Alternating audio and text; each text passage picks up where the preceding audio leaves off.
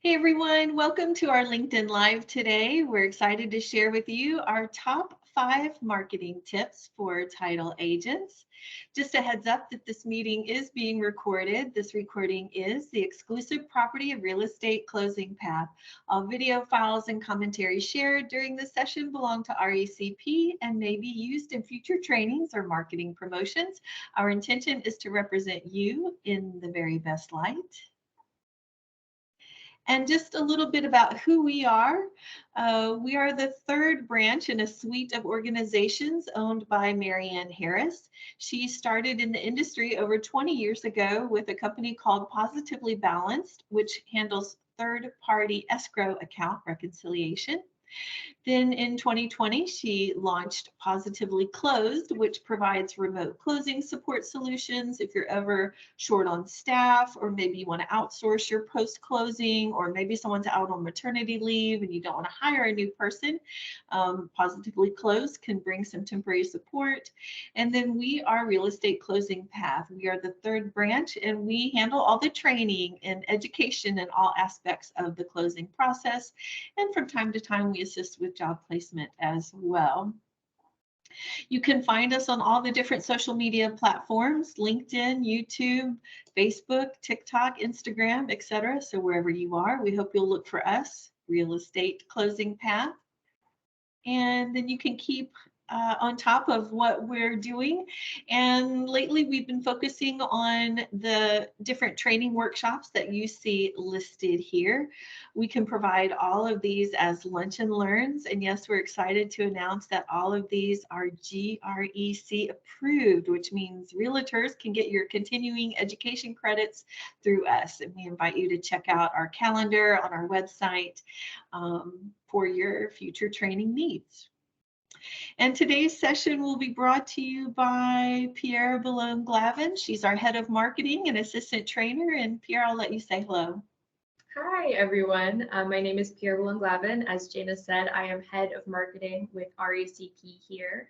I received my degree in marketing in 2019 from Kennesaw State University, and I've been with RECP's program for a bit over a year. Prior to that, I worked in the title industry as a pre-closer, closer, and post-closer, but I really believe the best teacher is experience. So anything that I learned about marketing in the classroom, this is 1 million times more valuable. Actually doing it and seeing what the response is from your audience and what is the best way to continue to have a positive reaction.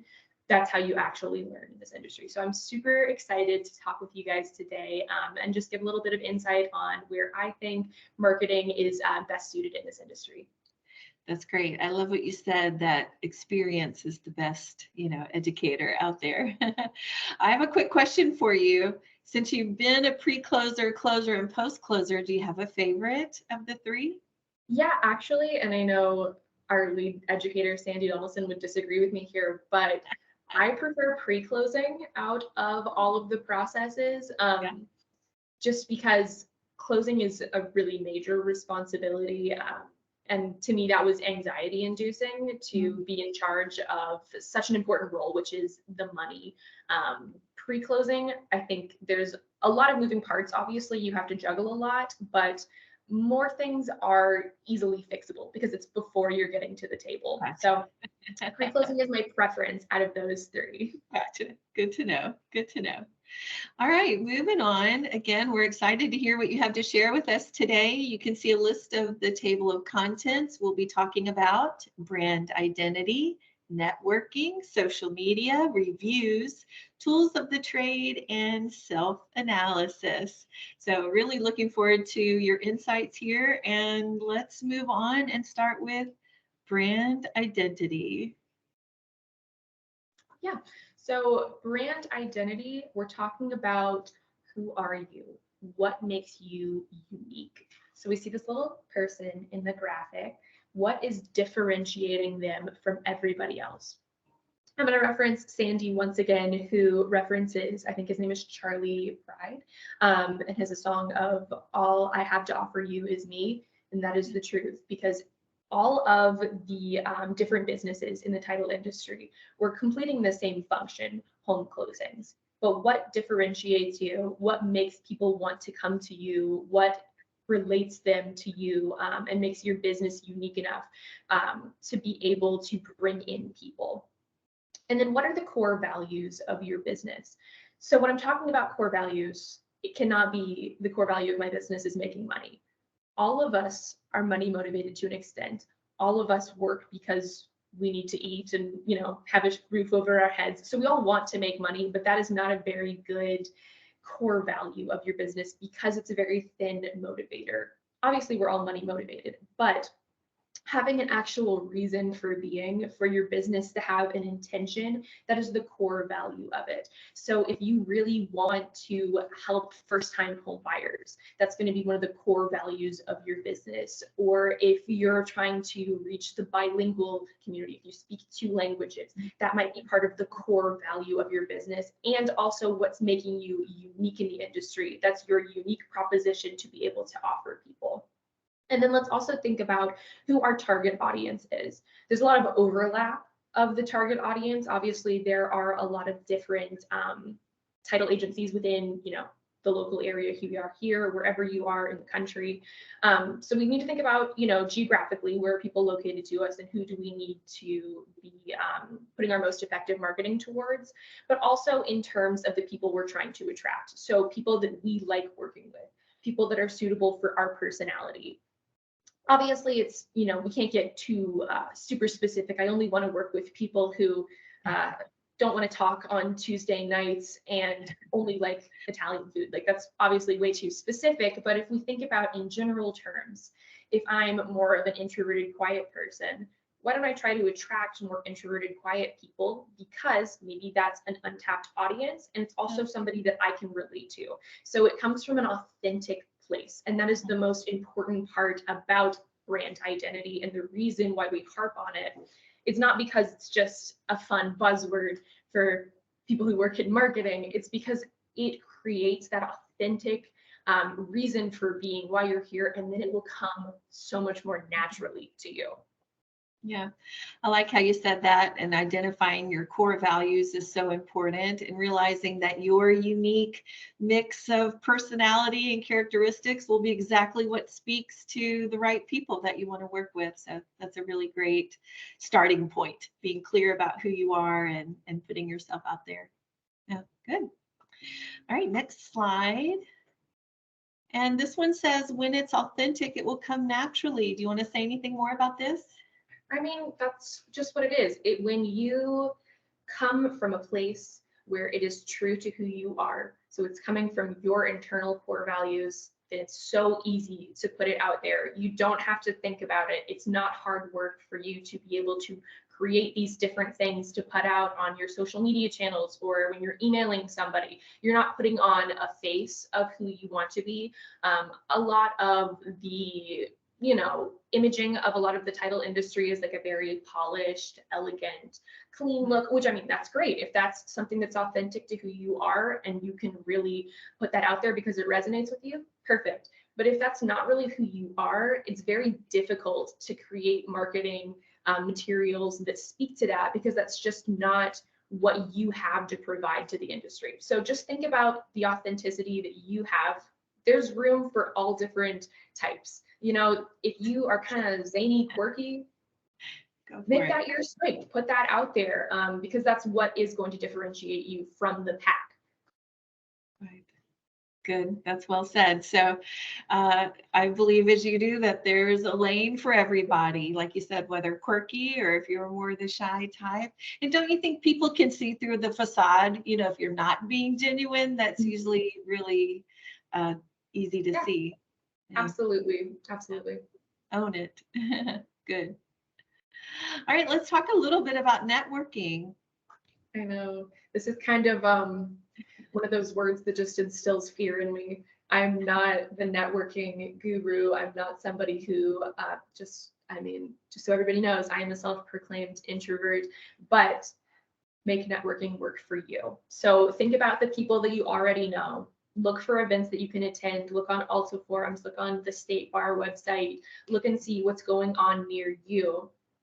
and then just show up with that energy that you are already presenting in your marketing. So we identified who we are as a brand, who we are as a person, really, and then we bring that to the networking. We don't need to put on a face to try to attract business to us. Just go in and be honest and show up, and if you can do the job, then people will come to you.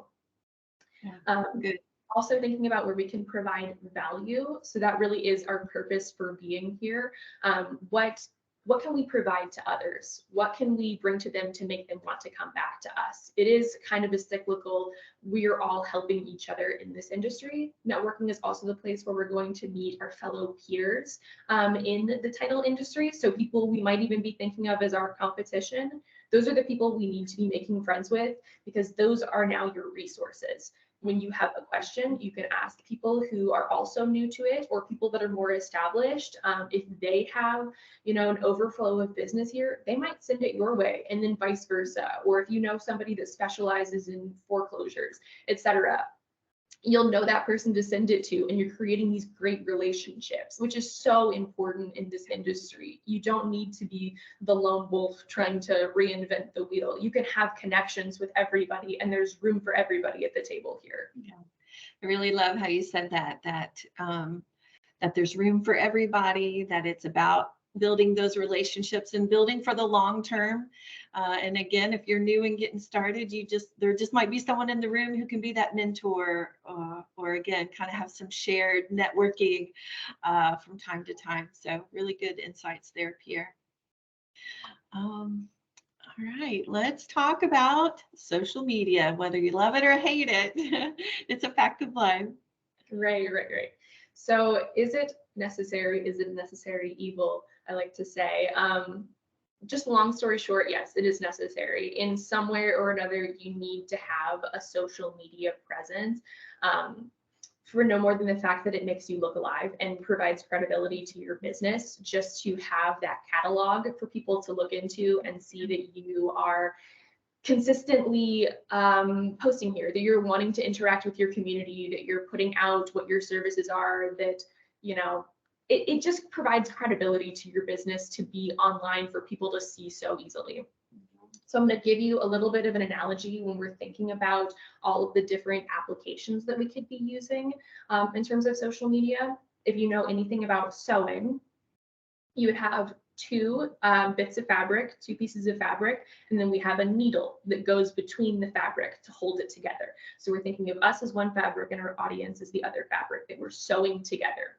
When we look at all of these different threads that are going through the needle, if we have one thread going through, we're only maintaining a relationship with our audience through one thread. It's not a very strong hold between those two pieces of fabric.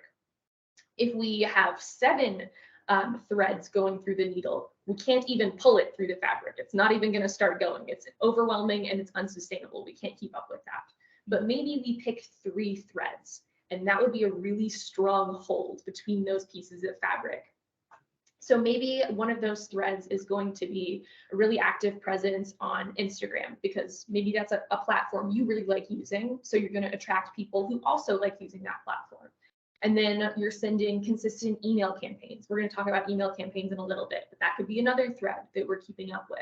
And then your third thread, maybe you're making short form videos on YouTube. So those would be 3 ways that you're keeping up with your audience that maybe feel more authentic to you, so it's easier for you to keep up with them.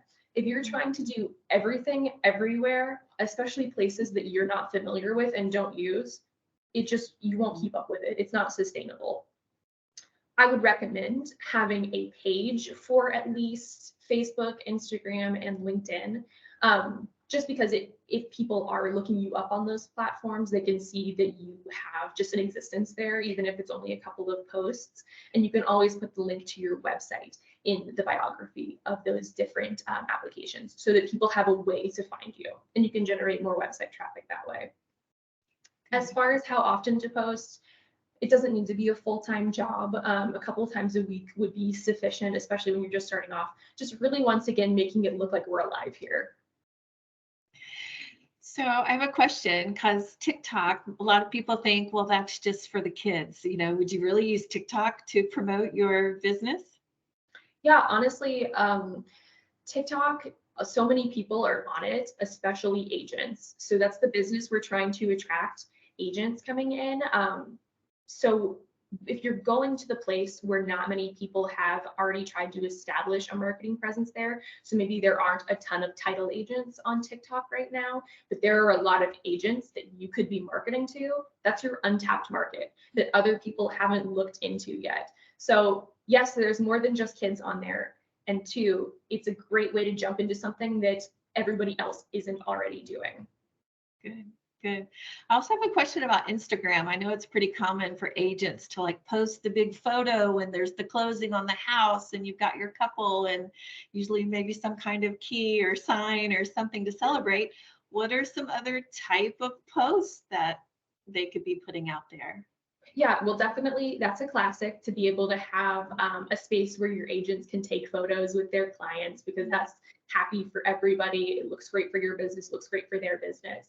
Other things that you could be posting are just, making sure that you're keeping up with general holidays that are going on, so people know that you're more than just a business, you're a person. If you have any events that you might be hosting, so if you're going to put on something to have like a cocktail hour for agents to come out to you wherever your business is, or if you're hosting something somewhere, you'd be putting it out there. Lists of services, maybe you want to do educational content. So definitely seeing lots of attorneys do short form videos of common questions that we get in the closing office, or why it's important for sellers to provide their social security number before closing, things that the general public might not know, but it's actually really important educational information. That's a good reminder. I know we've used LinkedIn for kind of that polling question and answer kind of post, and it really invites more engagement and for people to test their knowledge and see what you know and maybe what they don't know and might come to you for services. Yeah, that's good. All right, moving on. Talk to us a little bit about the importance of reviews. Okay. Yeah. So when I think about marketing, I think of it like a circle. So on the beginning of the circle, we're thinking about identifying who we are, we're creating graphics, we're putting them out on social media, we're networking, we're getting people in the closing office. The closing takes place. And the last part to complete the circle is to make sure we get the review, to get something that is strengthening our brand and our brand image to the general public, because that's how the circle starts again. We have to generate business by making sure that we are getting good feedback from our previous business to keep this going forever and ever and ever, because that is all of marketing. It's the continual circle that never ends. But I see a lot of small businesses kind of fall short here of not asking for those reviews. I mean, obviously not everybody is going to give you a review, and that's fine, but we need to ask. We need to put in our email signatures a link where Google reviews can be, there's usually a response that you can add from your Google business profile. You can put the link into your email. And then if somebody clicks on it, that just strengthens our identity, because when you're, talking with an agent, trying to get them to come and do business with you, the first thing they're going to do is look you up online.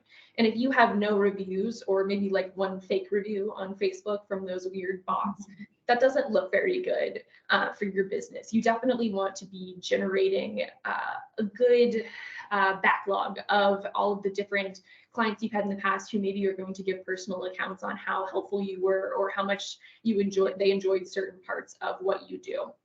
So it's definitely important for strengthening that brand image. Yeah, I like what you said there, that excuse me, that you have to ask, don't be shy. And again, they may or may not follow through. And it helps to create some depth there, that you do have some, fans and some experience and those positive testimonies that will give people more confidence when they're coming to you for services, and often repeat services as well. So, all right. All right, let's get into some specific. What are the tools we need for marketing? Yeah, okay. So a great free tool is Canva. If you haven't heard about Canva, it's great for graphics creation, and you can also do some simple video creation in there. So I am, before we get into the other tools, going to show you what Canva looks like. And we're going to look at just some examples really quickly. I'm going to show you how easy it is to create something that takes very minimal effort that you can put out on your social media channels. So this is just an example of some stuff that we put together in the past, a little lunch and learn menu that we did. I'm going to show you the templates that they also have in Canva where you can base things off of that do 75% of the work for you. So as long as you're putting in your logo, you have all the information you need, you can just make it look pretty. There's, you know, endless possibilities of the things you can create in here. Here's one that we did about our different class offerings, just doing checklists. And you see all of these, you can click on, you can change anything here for your information. So let's think if maybe we as the title agent are a cocktail hour. We can look at all of our different templates if the internet will cooperate with me. You're saying it's too early to start drinking. Too early.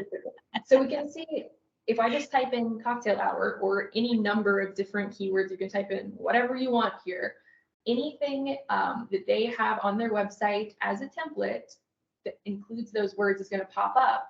And let's see if it has this symbol on it, that's premium. So that would be a paid one. But this has no symbol on it. So you could just click on it and you could customize this template, and you could also order them, but that's a completely different service.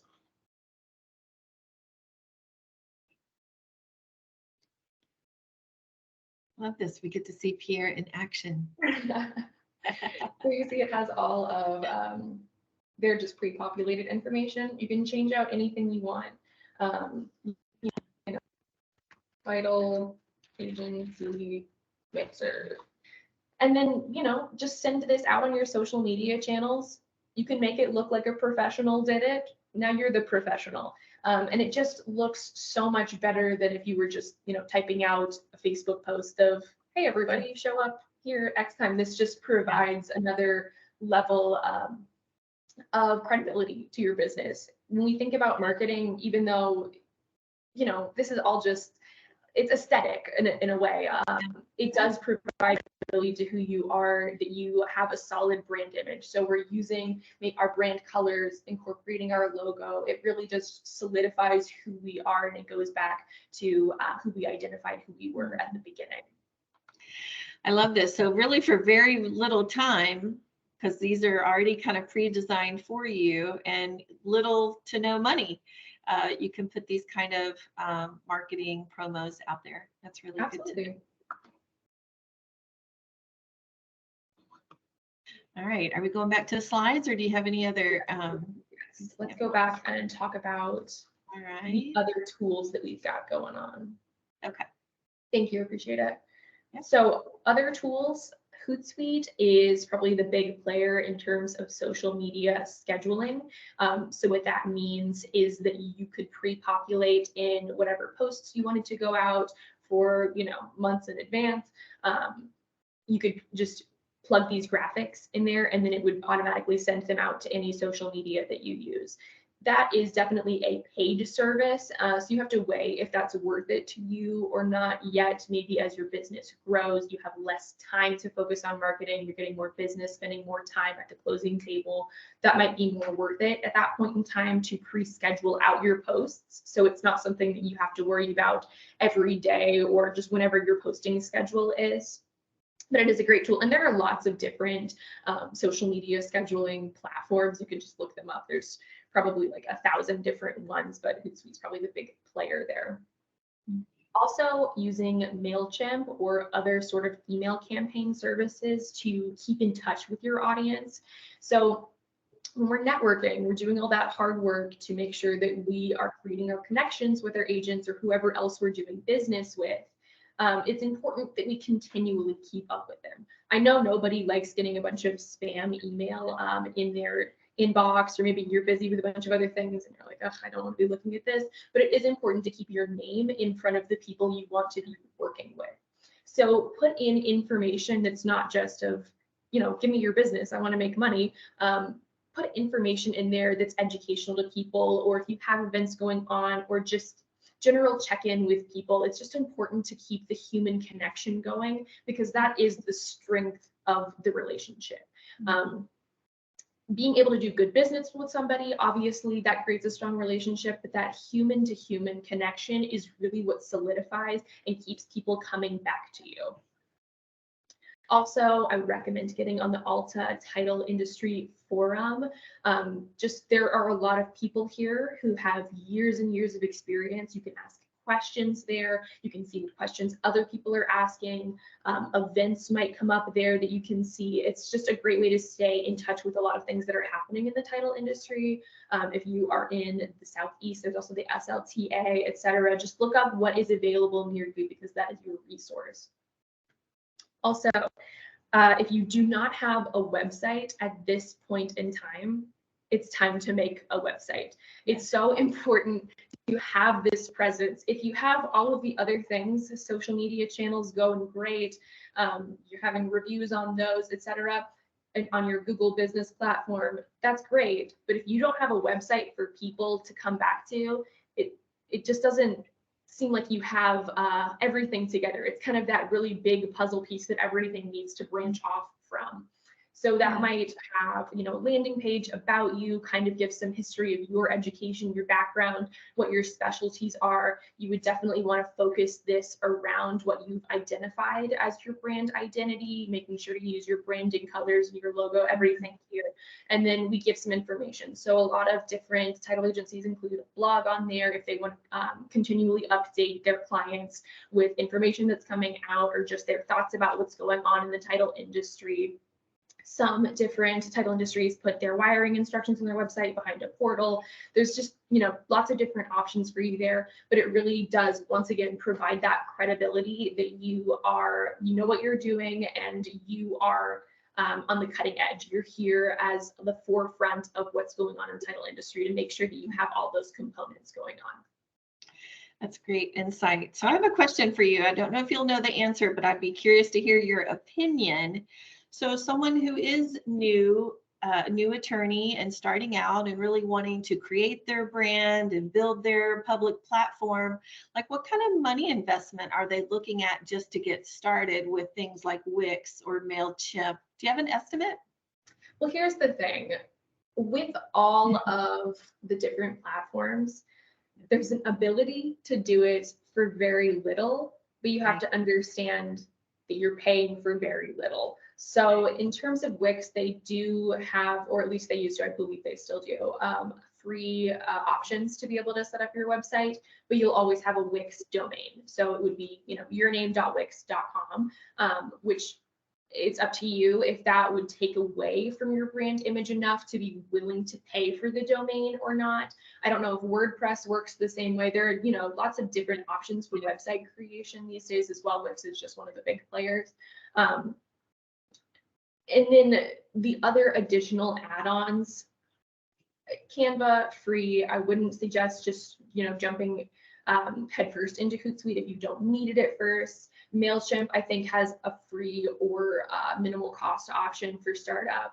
And then Alta, I believe, is free to join. But I'm not entirely positive on that. So it can be really inexpensive, where I would say you'd be spending less than $100 to be able to enter into that. But there's always more you can add on. Yeah, sure. So it's really dependent on what your needs as a business are. If there are certain functions that you really like that are part of, you know, the $75 a month plan, well, then it's going to be $75 a month.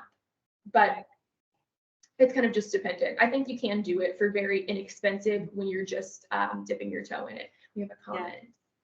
I have a comment from Janis who says, I use GoDaddy for my domain for about $40 for 2 years, and then I pay $24 a month using a platform called Showit for my website. Okay, I've not heard of Showit, but that's good to know. Well, great insight. GoDaddy's popular.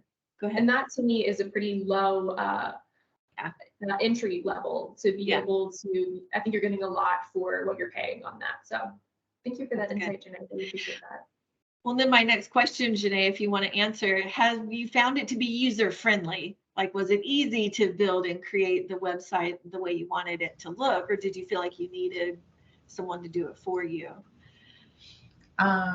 Yes, so I'm pretty tech savvy, so show it, you definitely have to learn. It's kind of like Wix though, so it can be user friendly, and there's a lot of videos on YouTube. But I think the only expensive part too was that I purchased a template, and I think that template was like Oh, yeah. $900. Oh, Because I wanted, like a yeah. specific look, like a Look, modern, yeah, nice look. So yeah, so it's I worth just it. play around with the template. Yeah, But I appreciate you sharing that. It's good to know what some of the fees might be. And then, yeah, when you're thinking of building a brand long term, you kind of want to start, with that first impression. They say you never get a second chance to make that first impression. So I love that you've invested in yourself in that way and that you had the tech skills to make it happen. Yeah. I also love that you shared a platform that I've not heard of before. Yeah. Always love learning about something new, especially if there's different price points everywhere all over the internet. So it's just great to know that there are different options there and have a first-hand account of someone who's used one. Yeah. Okay. Any other questions, or you want to move on? Yeah. All right. I think we kind of had a bonus tip today and talk a little bit about the importance of self-analysis. Yeah. So once again, on the circle of marketing, we put all of the effort into all of these things, and we need to think about, are they working? Are we getting the audience response that we're looking for? So if you use platforms that have analytics that come with them, a lot of those platforms that we mentioned have a type of analytics that you can look into within their interfacing. You can look into that and kind of see what are the impressions that we're getting on posts, how many people are seeing them, clicking through on them, etc.